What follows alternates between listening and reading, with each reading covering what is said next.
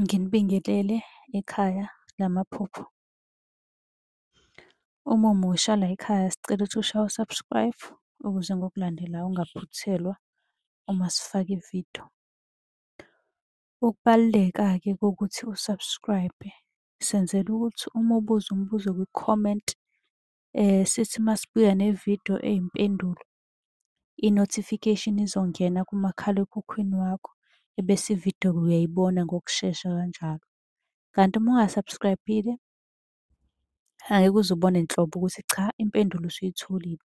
Ngakho-ke uma unombuzo buza kwi-comment sizokwenzela ividiyo. Uyakwazi futhi ukusi-inbox-a lapha ku-TikTok, usi-follow-we, inbox ucele inombolo ka-WhatsApp ozobuza njalo kuyona ekuseni uma-ke kukhona isibonakaliso obenaso. Nokubaluleka nje kokuthi-ke uwazi ukuthi ngabe lokho osuke ukuphuphile kubika ukuthini. Ake singene-ke kwelanamhlanje sikuchaza. Namuhla sizokhuluma ngamaphupho abika imfihlo. Ekumele ngiqale ngikucacise ukusho ukuthi amaphupho, ngisho kuthiwe uphupha into eyodwa kodwa kuyenzeka ichaze izinto ey'ningi. So ngiyabona abantu kuma-comment. Ake ngiqale nje la ngamaphupho abika imfihlo. Cela u-subscribe. Ukuphupha ibhokisi lomngcwabo livaliwe. Lokho-ke kusuke kubika ukuthi kunemfihlo enkulu ekhaya ethinta umuntu osewashona, noma-ke engendaba yokushona, imfihlo.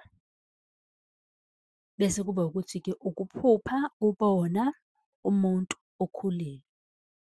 Kusuke kukhona imfihlo ekhona ngawe. Okunye-ke okunye usuke ukhulelwe okwangempela. Ebese-ke elinye elibika imfihlo ileli.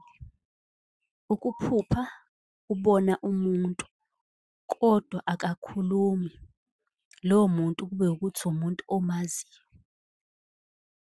Usuke ucabangela okuthize, usuke ekucabangela okuthize okungaba kuhle noma okungaba kubi.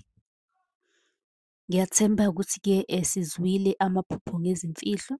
Ngithe nje qaphu qaphu.